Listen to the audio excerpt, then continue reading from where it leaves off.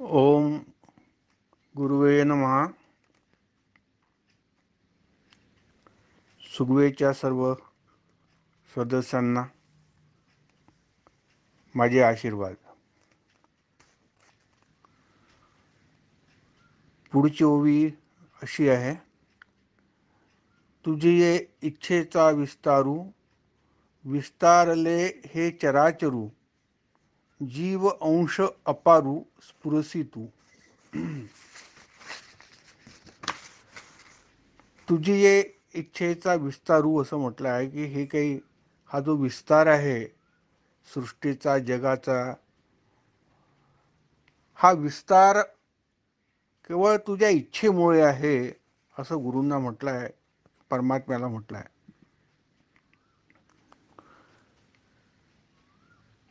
आपण सगळे जाणतो की या सृष्टीची रचना कशी झाली याविषयी उपनिषदांमध्ये उल्लेख आहेत.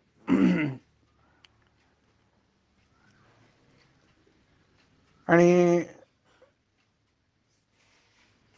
सर्वत्र हेच लिहिण्यात आलं आहे की सर्वात पहिले सत होतं.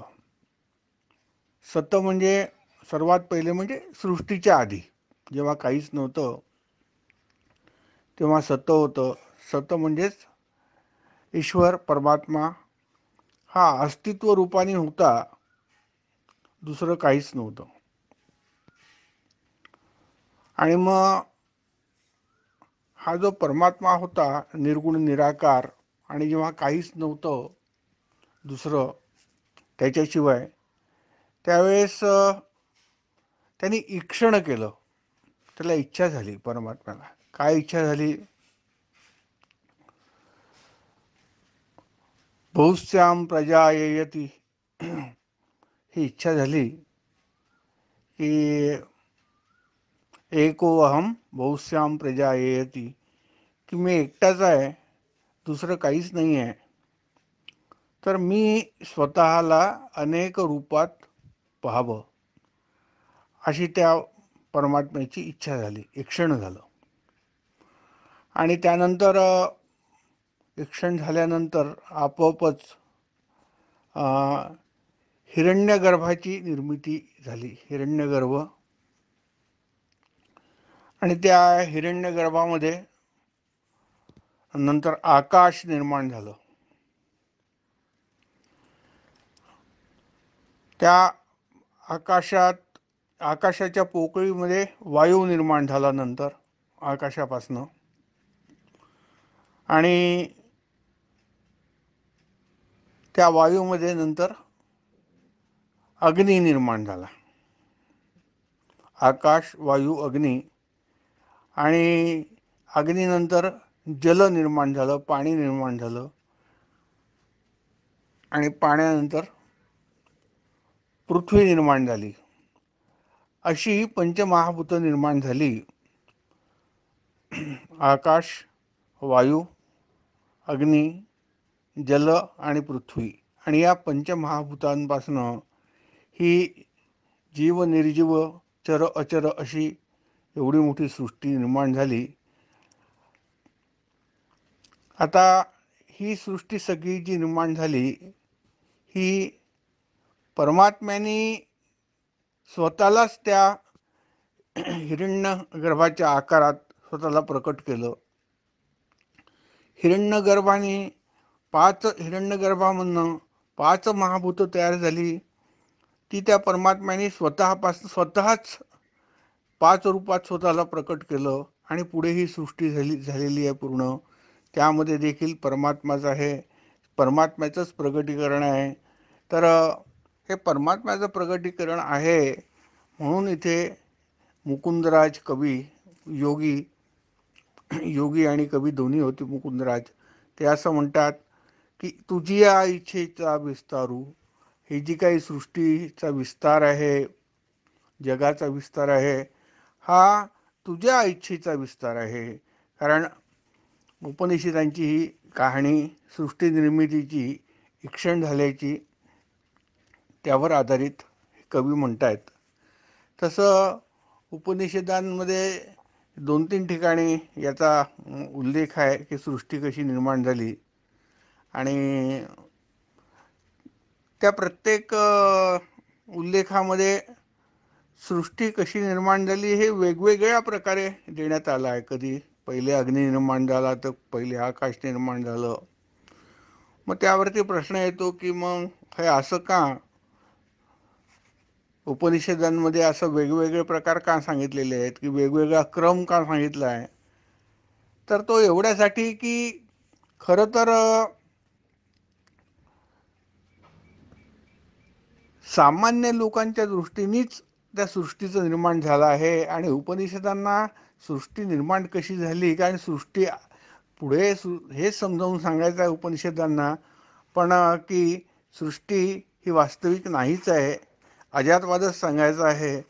परंतु उपनिषदांची जी पद्धत आहे अन्वय आणि व्यतिरेक, त्या पद्धतीने सृष्टीचं निर्माण जे आहे पहिले सांगून आणि मग नंतर निषेध केला आहे.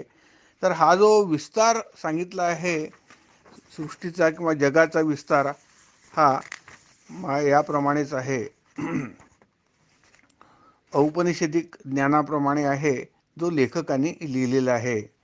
तुझ्या इच्छेचा विस्तारू, विस्तारले हे चराचरू. चराचराचा विस्तार आहे. जीव अंश अपारू स्फुरुसी तू. हा जीवाचा देखील जो अंश आहे, कारण या मायेपासनं हे शरीर झालेलं आहे, हे मनबुद्धी अहंकार जेवढं आहे, हा काय याला आपण अष्टधा प्रकृती म्हणतो, की मनोबुद्धी अहंकार आणि 5 जी ही तत्व आहेत, पंचमहाभूत आहे, याच्यापासनं, या अष्टधा प्रकृतीपासनं सर्वच तयार झालं आहे. आपला देह पण तयार झालेला आहे. हात पाय नाक डोळे असलेला आपला देह, हे शरीर आपलं, हे त्या अष्टधा प्रकृतीपासूनच तयार झालं आहे. यात वेगळं असं काही नाही. त्यातनंच तयार झालं आणि त्यातच परत जाणार आहे.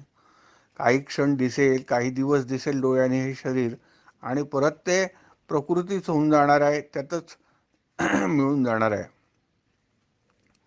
तर जीव अंश अपारू स्फुरसी तू. तर त्या पंचमहाभूताच्या तयार झालेल्या, अष्टधा प्रकृतीच्या तयार झालेल्या शरीरामध्ये त्या परमात्म्याचा वास असल्यामुळे, ईश्वर स्वतः त्यात असल्यामुळे त्या शरीरामध्ये त्याला जीव हे नाव पडलं. कारण मग त्याला त्याची बुद्धी काम करायला लागली, त्याचे हातपाय काम करायला लागले, शरीर काम करायला लागलं, त्यात चेतना आली, कारण परमात्मा हा चैतन्य रूप आहे. आणि मग त्याची बुद्धी जरा जास्ती चालायला लागली. हे सगळं तो जीव झाला. ते जे मातीचं शरीर होतं अष्टधा प्रकृतीचं, ते जे आहे जिवंत झालं, तो जीव झाला. जीव अंश अपारू स्फुरसी तू. तो जीव तुझ्या स्फूर्तीमुळे, तुझ्या स्फूर्तीमुळे त्याला जीव पण आलं, अष्टधा प्रकृतीला, असं कवीला म्हणायचं आहे. आणि पुढे असं आहे, सर्व जीवांची ज्ञाप्ती कळा, जगाशी जाणे सकळा, तो ज्ञानात्मा जिवाळा, त्वम पदा जातो. आता इथे त्वम हे पद सांगितलं आहे. ते कसं, ते थोडक्यात तुम्हाला सांगतो, की तत्, तुम्ही अनेकदा ऐकलं असेल तत्वमसी. तर तत्, त्वम आणि असी असे 3 पद असलेले हे वेदांचे महावाक्य आहेत. त्यात तत् म्हणजे परमात्मा, त्वम, त्वम जो हे दुसरं पद आहे, तत् हे पहिलं पद आहे. तत् म्हणजे परमात्मा, त्वम म्हणजे तू, हे दुसरं पद आहे. आणि तिसरं पद असी असं आहे. तत्त्वमसी पहिलं, दुसरं आणि तिसरं अशी ती पदं आहे. त्यातलं दुसऱ्या पदाबद्दल, पदाबद्दल सांगत आहेत कवी, सर्व जीवांची ज्ञाप्ती कळा, म्हणजे सर्व जीवांचं ज्ञान. ज्ञाप्ती कळा म्हणजे ज्ञान. जगाशी जाणे सकळा, हे जे जीव आहेत हे सगळं जाणतात. खायचं काय, प्यायचं काय, जायचं कुठे, कुठे काय मिळतं, हे सगळं जे ज्ञान सगळं आलेलं आहे. तर सर्व जीवांची ज्ञाप्ती कळा, जगाशी जाणे सगळं जीव जे आहेत ते सगळ्या जगाला जाणतात त्या ज्ञाप्ती कळामुळे. तो ज्ञानात्मा जिवाळा त्वम पदाचा. तर हा जो हे जे ज्ञान सगळं मिळालेलं आहे जगाला जाणण्याचं आणि जगामध्ये आपले व्यवहार करायचं आपले स्वार्थ जोपासायचं, आपले काम करायचं, हे जे जे सगळं ज्ञान आलेलं आहे हे हा ज्ञानात्मा जिव्हाळा त्वम पदाचा तू.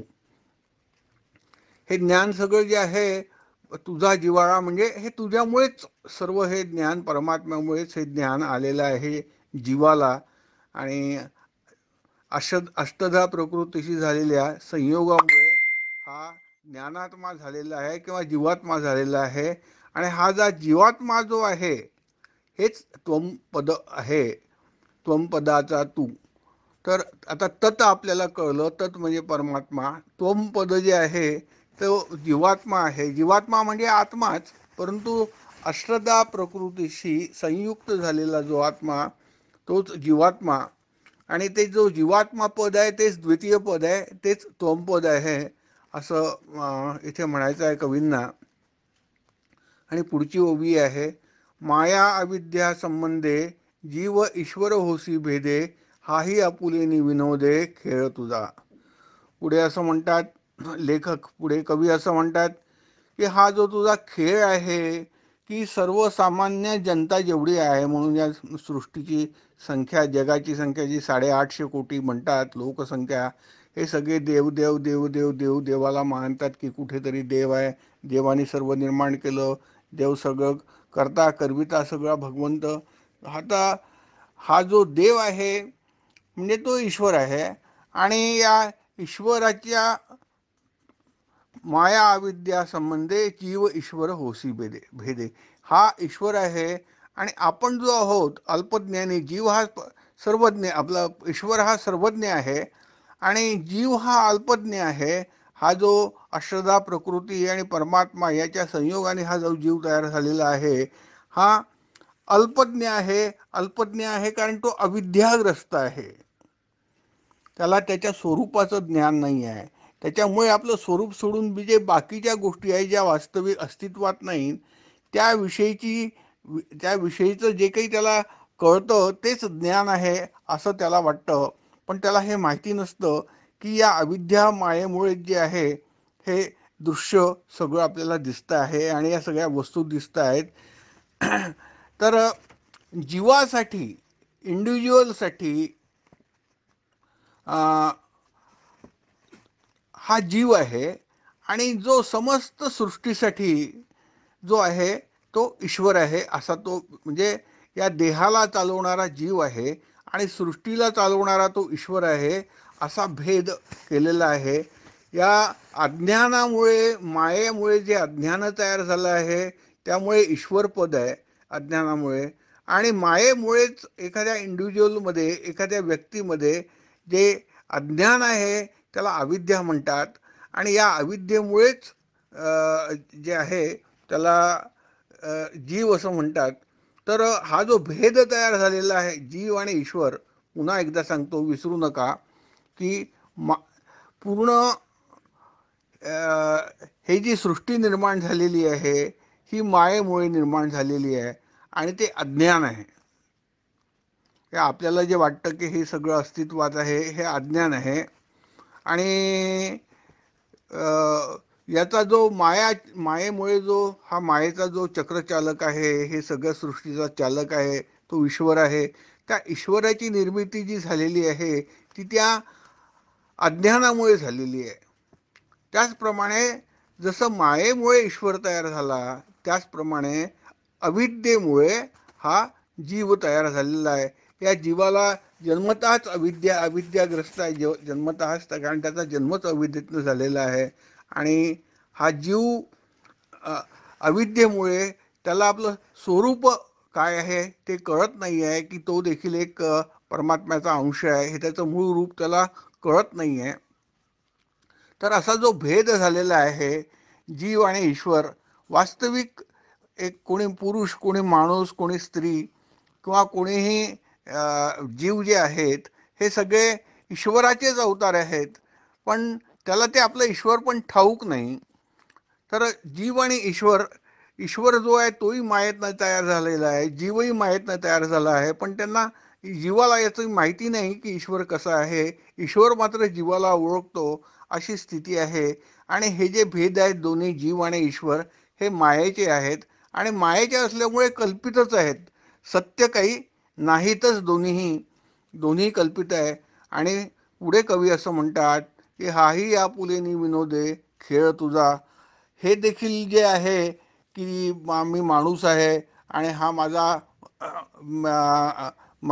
हे माझा आराध्य आहे, मी ज्याची उपासना करतो तो देव आहे. तर हा ईश्वर किंवा देव आणि माणूस हे दोन्ही जे भेद आहेत, हे देखील भगवंता हा तुझा खेळ आहे, तूच तयार केलेला हा विनोद आहे. विनोद म्हणजे अज्ञानामुळे निर्माण झालेल्या कल्पना आहेत, असा यांना म्हणायचं आहे. कवी मुकुंदराजांना म्हणायचं आहे. तर आज आजच्या 3 ओव्या आजच्या झाल्या आणि आता इथे आपण थांबू. उद्या पुढील भाग पाहू. आशीर्वाद.